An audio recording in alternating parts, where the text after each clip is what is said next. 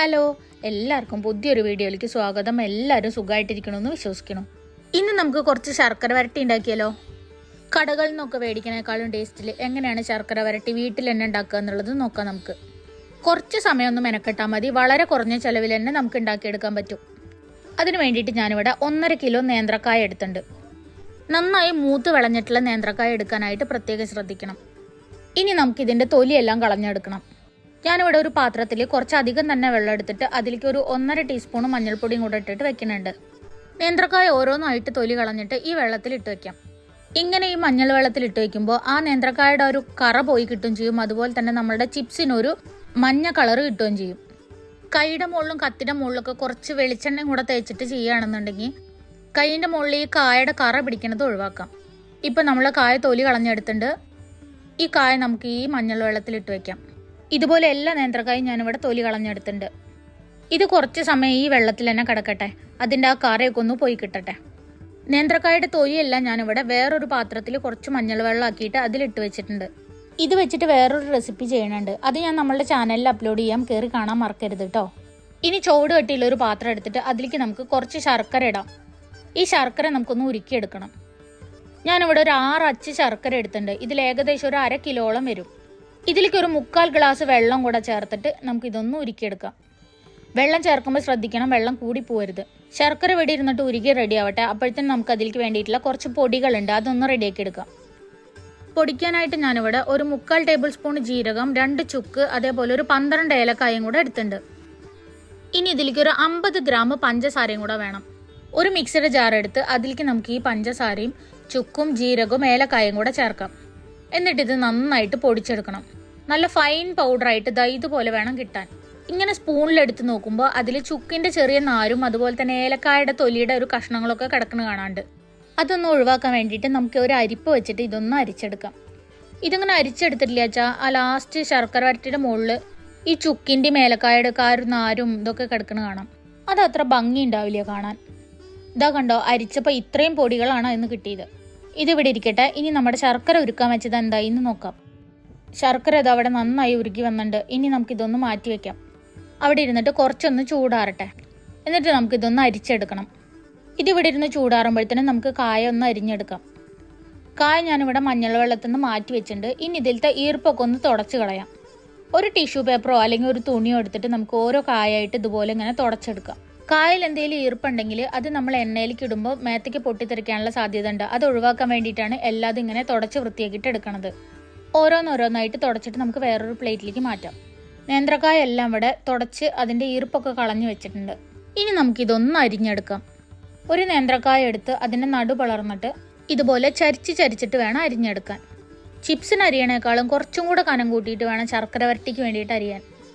ഒരുപാട് കനം കുറഞ്ഞു പോകാനും പാടില്ല, ഒരുപാട് കനം കൂടി പോകാനും പാടില്ല. നല്ല കനം കൂടി പോയിട്ടുണ്ടെങ്കിൽ ക്രിസ്പി ആയി കിട്ടാൻ കുറച്ച് സമയം എടുക്കും. ഇതാ ഞാൻ ഇത്രയും കനത്തിലാണ് അരിഞ്ഞെടുത്തിട്ടുള്ളത്. എല്ലാ കായും നമുക്ക് ഇതുപോലെ അരിഞ്ഞെടുക്കാം. ഇപ്പം എല്ലാ കായും ഞാനിവിടെ അരിഞ്ഞു വെച്ചിട്ടുണ്ട്. എല്ലാ കഷ്ണങ്ങളും ഒരേ കനത്തിൽ തന്നെ അരിയാനായിട്ട് ശ്രദ്ധിക്കണം. ഇല്ലെങ്കിൽ വറുത്തെടുക്കുമ്പോൾ പലതിനും പല മൂപ്പായി പോവും. ഇതിവിടെ ഇരിക്കട്ടെ. ഇതിലേക്ക് വേണ്ടിയിട്ട് കുറച്ച് ഉപ്പ് വെള്ളം ഉണ്ടാക്കാം. ഒരു 1/4 ഗ്ലാസ് വെള്ളത്തിലേക്ക് 1 ടീസ്പൂൺ ഉപ്പിട്ടിട്ട് ഒന്ന് കലക്കി വയ്ക്കാം. ഈ ഉപ്പൊക്കെ നന്നായിട്ട് വെള്ളത്തിലൊന്ന് അലിഞ്ഞു വരട്ടെ. നമുക്ക് കായ വറക്കുമ്പോൾ ലാസ്റ്റ് അതിലൊന്ന് തളിച്ചു കൊടുക്കാൻ വേണ്ടിയിട്ടാണ്. ശർക്കര വരട്ടി ആയതുകൊണ്ട് ഉപ്പിട്ടോളൊന്നും നിർബന്ധമൊന്നുമില്ല. പക്ഷെ ഞാൻ കുറച്ചൊന്ന് തളിച്ചു കൊടുക്കാറുണ്ട്. ഇനി നമുക്ക് കായ ഒന്ന് വറുത്തെടുക്കാം. അതിന് വേണ്ടിയിട്ട് ഒരു ചട്ടി അടുപ്പിൽ വെച്ച് ചൂടാക്കിയിട്ട് കായ വറുത്തെടുക്കാൻ പാകത്തിലുള്ള എണ്ണ ഒഴിക്കാം. വെളിച്ചെണ്ണയിൽ വറുത്തെടുക്കണമായിരിക്കും കൂടുതൽ ടേസ്റ്റ്. എണ്ണ നന്നായി ചൂടായി വരുമ്പോൾ അതിലേക്ക് നമുക്ക് കായ കുറേശ്ശായിട്ട് ഇട്ട് കൊടുക്കാം. ഇനി ഇത് നല്ല ക്രിസ്പി ആവണ വരെ വറുത്തെടുക്കാം. ഒരു ട്രിപ്പ് കായ വറുത്തെടുക്കാൻ ഒരു 15 to 20 മിനിറ്റ് വരെ എന്തായാലും എടുക്കും. തീ ഒരു മീഡിയം ടു ലോ ഫ്ലെയിമിനിടയിൽ വെച്ചിട്ട് വേണം വറുത്തെടുക്കാൻ.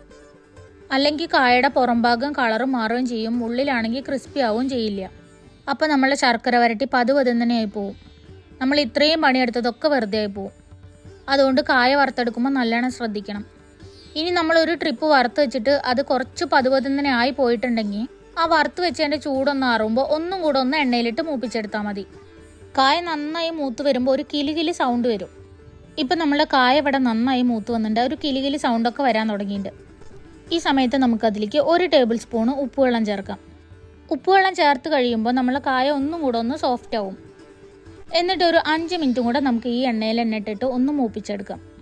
ഇപ്പം നമ്മളെ കായ ഇവിടെ നന്നായി മൂത്ത് വന്നിട്ടുണ്ട്. ഇനി നമുക്കിത് കോരിയിട്ട് ഒരു പാത്രത്തിലേക്ക് മാറ്റാം. ചിലപ്പോൾ ഒന്ന് സോഫ്റ്റ് ആയിട്ടുള്ള പോലെയൊക്കെ തോന്നും, പക്ഷെ അത് ചൂടാറുമ്പോഴത്തേനും ഒന്ന് ഹാർഡായിട്ട് അത് ക്രിസ്പിയായി മാറും.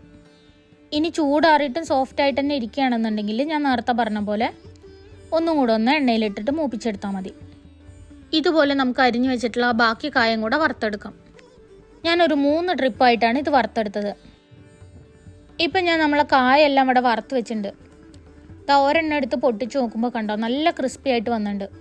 ചെറുതായിട്ടൊരു ലൈറ്റ് ബ്രൗൺ കളറായ പോലെയൊക്കെ തോന്നും, അത് കുഴപ്പമില്ല, ഇങ്ങനെ തന്നെയാണ് ഇത് വറുത്തെടുക്കാൻ പറ്റൂ. ഇനിയാണ് ശർക്കര വരട്ടിയുടെ ഫൈനൽ മിക്സിങ്. അതിന് വേണ്ടിയിട്ട് ഒരു ഉരുളി അടുപ്പിൽ വെച്ച് ചൂടാക്കി അതിലേക്ക് നമുക്ക് ഉരുക്കി അരിച്ചു വെച്ചിട്ടുള്ള ശർക്കര ചേർക്കാം. ഈ മിക്സിംഗ് ആണ് ഈ ശർക്കര വരട്ടി ഉണ്ടാക്കണതിലത്തെ ഏറ്റവും ഹാർഡായിട്ടുള്ള പരിപാടി. ശർക്കര നന്നായി തിളപ്പിച്ചിട്ട് ഒന്നും കൂടെ ഒന്ന് വറ്റിച്ചെടുക്കണം. ഒരു ഒറ്റനൂൽ പരുവാവണ വരെ നമുക്കിതൊന്ന് വറ്റിച്ചെടുക്കാം.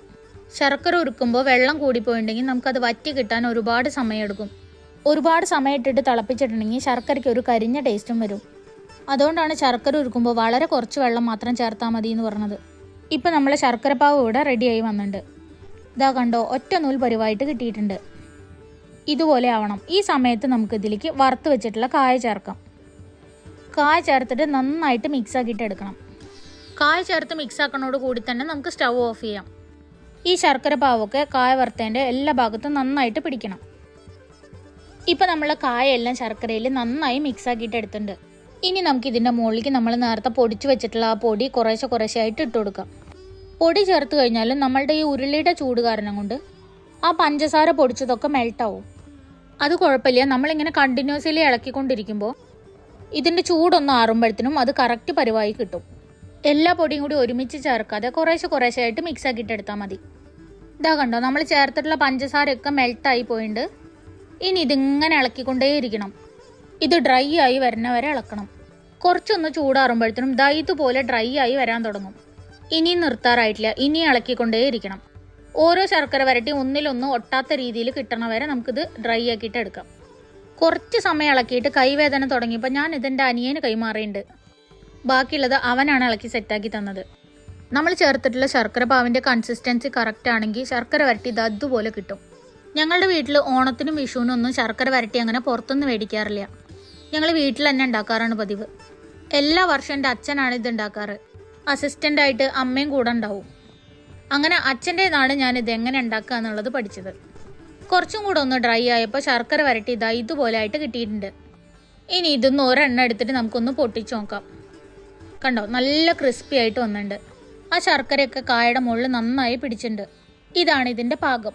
ഒരു പ്രാവശ്യമെങ്കിലും ഇതുപോലെ ഒന്ന് വീട്ടിലുണ്ടാക്കി കഴിച്ചിട്ടുണ്ടെങ്കിൽ പിന്നെ ഒരിക്കലും നമ്മൾ കടയിൽ നിന്ന് വാങ്ങി കഴിക്കാനായിട്ട് ഇഷ്ടപ്പെടില്ല. അത്രയ്ക്ക് ടേസ്റ്റാണ് ഇതിന്.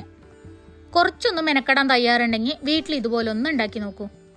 ഉണ്ടാക്കി നോക്കിയിട്ട് അഭിപ്രായം എന്താണെന്നുള്ളത് പറയാൻ മറക്കരുതേ. വീഡിയോ ഇഷ്ടപ്പെട്ടിട്ടുണ്ടെങ്കിൽ ലൈക്ക് ചെയ്യാനും ഷെയർ ചെയ്യാനും കമൻറ്റ് ചെയ്യാനും സബ്സ്ക്രൈബ് ചെയ്തിട്ട് സപ്പോർട്ട് ചെയ്യാനും മറക്കരുത്. ഇതുപോലുള്ള കുഞ്ഞു റെസിപ്പി ആയിട്ട് ഇനിയും വരാം. അപ്പോൾ ഇനി പുതിയൊരു വീഡിയോയിൽ വീണ്ടും കാണുന്നവരെ ബായ്.